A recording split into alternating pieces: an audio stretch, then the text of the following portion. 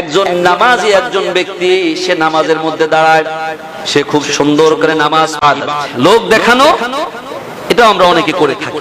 আল্লাহ আমাদেরকে মাফ করে দাও, সবাই বলে আমিন। وَإِذَا قَامُوا إِلَى الصَّلَاةِ قَامُوا كُسَالَى। এক নম্বর লোক দেখানো ইবাদত মানুষের মধ্যে হলো নামাজ। এক নম্বর লোক দেখানো ইবাদত কি? মানুষের মধ্যে নামাজ। আল্লাহ রাব্বুল আলামিন বলেন তারা অলস, বিভিন্ন রকম অঙ্গ ভঙ্গিতে তারা নামাজের মধ্যে দাঁড়ায়। তাদের উদ্দেশ্য হলো ইউরাউনান নাস, মানুষ দেখুক আমি যে একজন নামাজি। বলুন না নাউযুবিল্লাহ। আমি নামাজ পড়তে আসছি, এটা আমার আশেপাশের প্রতিবেশী দেখুক, আমাকে নামাজি বলুক। আল্লাহ নামাজি বলুক এটা চায় না। দুনিয়ার মানুষ আমাকে নামাজি বলুক, দুনিয়াতে আমি একজন নামাজি হিসেবে পরিচয় লাভ করি, এটা মানুষের কাছে আমার পরিচয় হোক। আল্লাহ রাব্বুল আলামিন বলেন ওয়ালা ইয়াযকুরুনাল্লাহা ইল্লা কলিলা। তারা ঠিকই আমি আল্লাহকে স্মরণ করে, কিন্তু তাদের স্মরণটা খুবই সামান্য। স্মরণটা যেমন করে আমাকে করা দরকার ছিল ওইভাবে তারা স্মরণ করে না। আল্লাহর নবীর সাহাবী আবু সাঈদ খুদরি রাদিয়াল্লাহু তাআলা আনহু থেকে বর্ণিত, তিনি বলে আল্লাহ রাসূল সাল্লাল্লাহু আলাইহি ওয়াসাল্লাম বলতেছেন আলা উখবিরুকুম বিমা হুয়া আখওয়াফু আলাইকুম ইনদি মাসিহিদ দাজ্জাল। আমি কি তোমাদের জন্য আমি সব চাইতে বেশি ভয় করি কি তা কি আমি তোমাদেরকে জানাবো না? সাহাবীরা বললেন কুলনা বালা। আল্লাহ রাসূল বললেন হ্যাঁ অবশ্যই আমি তোমাদেরকে জানাবো। তাহলে আশিরকুল খফি, তা হলো গোপন শিরক। খুব খেয়াল করে শুনেন। ইয়াকুমুর রাজুল ফায়ুযায়্যিনু বিস-সালাতি, একজন নামাজি একজন ব্যক্তি সে নামাজের মধ্যে দাঁড়ায়, সে খুব সুন্দর করে নামাজ পড়ে, খুব সুন্দর করে নামাজ পড়ে। তার নামাজের অঙ্গ ভঙ্গি এতটা সে সৌন্দর্য ফুটিয়ে তুলে। আল্লাহ রাসূল বলেন লিমা ইউরা মান নাযার রাজুলুন, সে চিন্তা করে আর নামাজ পড়ে যে আমার নামাজ পড়া মনে হয় কেউ কেউ দেখতেছে, আমার নামাজ পড়া কেউ কেউ দেখতেছে। তার মানে তার সৌন্দর্য, নামাজের সৌন্দর্য সে মানুষকে দেখানোর জন্য প্রকাশ করলো, আল্লাহকে দেখানোর জন্য করলো না। আল্লাহ রাসূল বলেন সে যেন আল্লাহ রাব্বুল আলামিনের সঙ্গে শিরকুল খফি, গোপন শিরক সে যেন আল্লাহর সঙ্গে করলো। বলুন না নাউযুবিল্লাহ। আল্লাহর নবীর সাহাবী শাদ্দাদ ইবনে আউস রাদিয়াল্লাহু তাআলা আনহু থেকে বর্ণনা, তিনি বলেন আমি রাসূলুল্লাহ সাল্লাল্লাহু আলাইহি ওয়াসাল্লাম থেকে শুনেছি আল্লাহ রাসূল বলেছেন মান সাল্লা ইউরাই ফাকাদ আশরাকা, যে মানুষকে দেখানোর জন্য নামাজ পড়লো সে শিরক করলো। খুব খেয়াল করে শুনেন, যে মানুষকে দেখানোর জন্য নামাজ আদায় করলো সে শিরক করলো।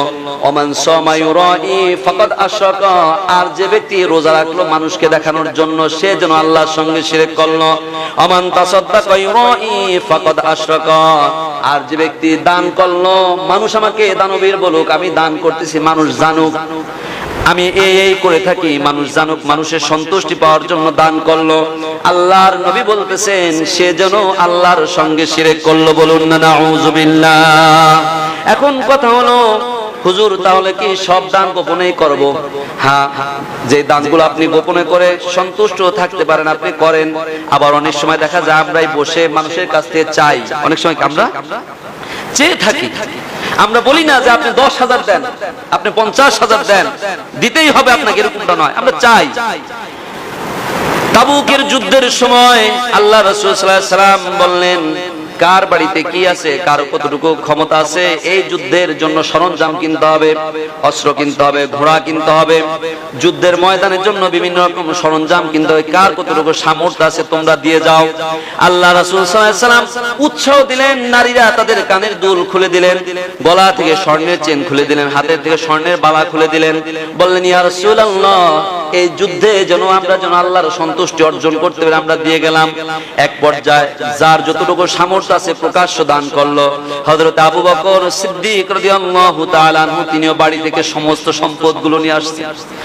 আল্লাহর রাসূল সাল্লাল্লাহু আলাইহি ওয়াসাল্লামের পায়ের কাছে এসে সম্পূর্ণ সম্পদগুলো রেখে বললেন ইয়া রাসূলুল্লাহ আমার ঘরে যা আছে আমি সব নিয়ে আসছি, আল্লাহ রাসূল সাল্লাল্লাহু আলাইহি ওয়াসাল্লাম সাহাবীদেরকে ডাক দিয়ে বললেন, ও আমার সাহাবীরা, কে কি তোমরা নিয়ে এসেছো? এক একজন বলতেছে, ইয়া রাসূলুল্লাহ, আমার বাড়িতে এতটুকু আছে, আমি এতটুকু নিয়ে আসছি। কিন্তু আবু বকর রাদিয়াল্লাহু তাআলা আনহুকে জিজ্ঞেস করা হলো, ভাই আবু বকর, তুমি তোমার বাড়ি থেকে কি নিয়ে আসছো? আল্লাহ রাসূল সাল্লাল্লাহু আলাইহি ওয়াসাল্লামের জবাবে আবু বকর রাদিয়াল্লাহু তাআলা আনহু বলতেছেন, ইয়া রাসূলুল্লাহ, আমার বাড়িতে যাবতীয় কোনো সম্পত্তি আর নাই, আমি আমার বাড়িতে শুধুমাত্র আল্লাহ এবং আল্লাহর রাসূলকে রেখে আসছি। সুবহানাল্লাহ। বন্ধুগণ, কখনো কখনো মানুষের মধ্যে উৎসাহ উদ্দীপনা দিয়ে দান করার জন্য, দানের জন্য উৎসাহ দেওয়া হয়, এটা কোনো দোষের না, এটা কোনো দোষের না। কিন্তু যিনি দান করবেন তিনি যদি ওই সময় চিন্তা করেন, সবাই দিল 50,000, আমি একটু দাঁড়ায় বলি 70,000, তাহলে আমি উপরে রইলাম। আছে না এই ধরনের মানুষ?